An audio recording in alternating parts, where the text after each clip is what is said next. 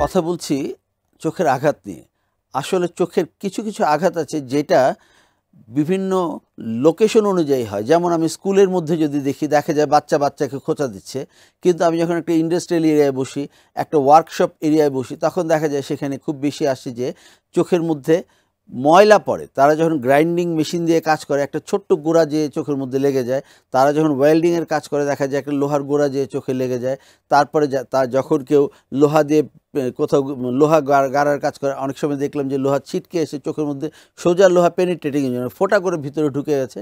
এই ধরনের ইঞ্জুরিগুলি পাওয়া যায়।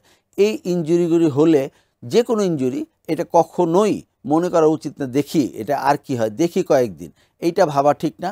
অবশ্যই তার একটা চোখের ডাক্তারের কাছে আসতে হবে। কারণ এটা এমন হতে পারে যে চোখে যদি ফোঁটা হয়ে যায়, তাহলে চোখের ভিতরে সব কন্টেন্ট বের হয়ে আসবে, চোখটা অন্ধ হয়ে যাবে।